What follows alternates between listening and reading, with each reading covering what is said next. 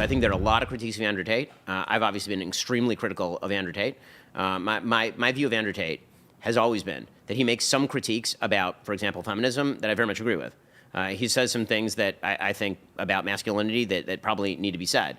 I also think he plays a bit of a game where he says two things. One of them is perfectly reasonable, plausible, and then he says something that's completely nuts. And then he bundles those two things together. And then if you argue with him, he says, you're arguing with the plausible thing. So he'll say things like, men in the divorce system are victimized. 100% true. Totally agree. Or feminism has made male-female relations so much worse. Totally agree. And then he'll say, real manhood is basically me with a bunch of beautiful women around me. I'm like, that's not actually something with which I agree. And he'll say, like, I think, actually, in fact, I think that's kind of a schmucky thing to be. I think it's a bad person. I think it's a bad thing to do.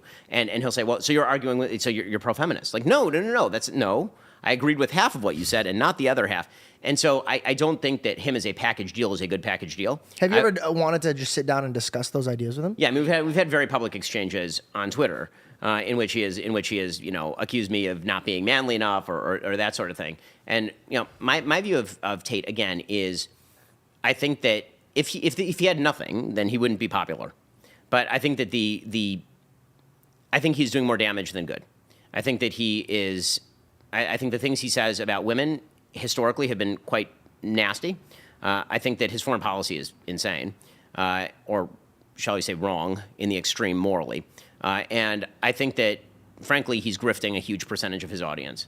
I think that his Tate University looks like a pyramid scheme. I'm failing to see where he is. Where is he building a decision-making matrix for people that makes their lives better in a widespread way? When I say things like people should get married and they should have kids and they should commit to their church, this is now considered bizarrely old-fashioned by a lot of people who really like Andrew Tate. And to me, there is no other model. That is the only model. And if you are preaching a model whereby masculinity is hitting things, walking around shirtless, smoking a cigar, buying Lamborghinis that nobody needs or really can afford if you're living a normal, reasonable life, and having multiple beautiful women who may or may not be hired to be there around you, that is a bad model for young men. That is not what men should be aspiring to. What men should be aspiring to is marrying a good woman, having children with that good woman, building a family with that good woman, being part of a community with that good woman and your children, and building the institutions of society that actually make society flourish and function. And I understand that he is reacting to a thing. I think that the thing he's reacting to is bad. I don't think that his reaction to the thing is correct or decent or good. From my perspective of having a conversation with him, I feel like he's a very, very powerful man that's driven in his thoughts, but he's actually very humble enough to take criticism or a different approach of thinking. So I think that if you guys would put down your swords, you guys could probably get away with like having a great conversation where both of you guys take something away from each other. I think what happens is both, like we were talking about, the ego blows, right? You're sitting back being like, I'm not going to sit here and watch you tell men that they have to have 100 girls around them. But he's also looking at the West really feminizing men to a point where he's like, all right, I'm going to push back even more than I should so I can make a point, if that makes any sense. No, I mean, so again, I think that I agree very often with the critique, and I really disagree with the prescription. I think he's doing it for a shock factor to get more people to hear the first message. Right, and I think that that's unnecessary, meaning that you don't need to do that, so why does he? Correct. Got it. And neither does Jordan Peterson, and neither do a wide variety of other people who I think are useful for young men. I think that there are a number of young men who are being driven into despair and apathy by the idea that, for example, women are oppositional and ought to be approached in that way, as opposed to let's find a prescription for how you can, like, how about this? I agree with his critique, by the way, that, for example, if you want to be attractive to women, you have to be more of a man, okay? But to me, being more of a man also includes things like religious commitment in the context of a church, and then you have to find a woman to have values with, and you shouldn't be impregnating 10 women at a time, which is something that he has said, right? Yeah. And it's to me, the least masculine thing, or one of the least masculine things you can do is drop your seed everywhere and then not have relationships with your children in the way that I think a good man has relationships with his children. I think that's a bad model of masculinity. If he's doing that for shock value, he should say he's doing it for shock value, and then he should stop doing it for shock value because people take him seriously, and he has a huge platform. And again, that doesn't mean that all of the critiques of him are right. In fact, I think a huge number of the critiques of him are wrong. If you go back and you look at my evolution on Tate, you'll see I did a video about him maybe 3 years ago in which I was much more laudatory of many of the things he was saying about feminism. And then as he became more and more of this caricature of himself, I became a lot less forgiving of the caricature.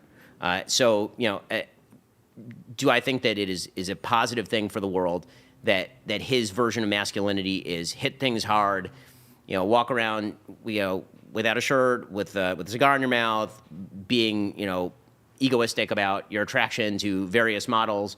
Like, I'm sorry, that's not masculine, and it's not good masculinity. It does not make good men. It makes bad men. Now, would I rather that there be men than no men? Sure. Would I rather be good men than just men? Absolutely. Because all men have the same temptations. I mean, this is something that all religion teaches. We all have the same temptations, right? We all want money, we all want women, we all want the same things.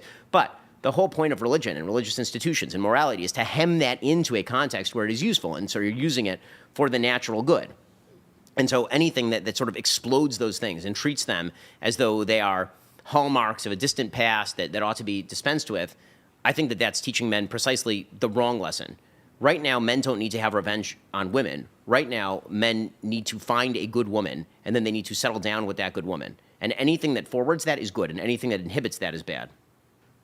I think it's a very fair opinion. I can see exactly where your viewpoint is, where it lies, and how you feel about him. So I think that was really fair. When talking about debates and, making an impact on the person that you're speaking with, is there a time that you can recall a debate or an interview where you feel like you walked away from it being like, wow, I really feel like they understood where it came from and I made a difference? I mean, I think that happens actually fairly frequently. Very often those conversations sort of happen offline as opposed to in the middle of the conversation. There's sort of the debates where you're talking to somebody who isn't famous.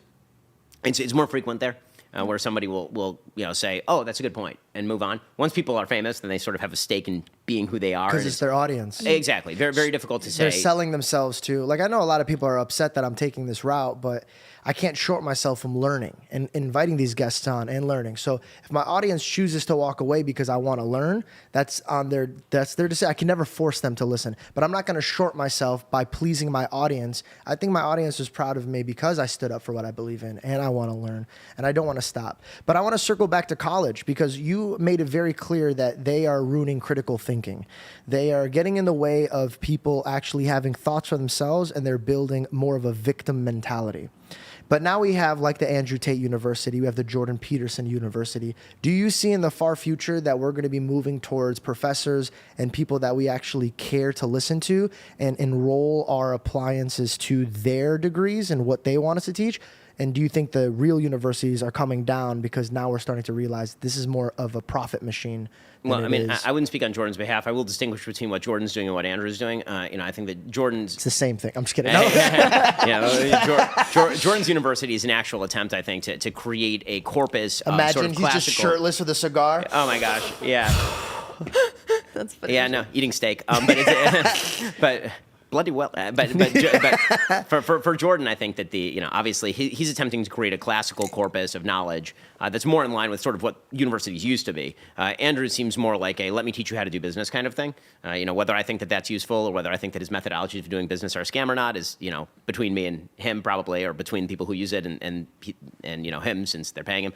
But as far as sort of the general overall question as to whether universities themselves are going to collapse.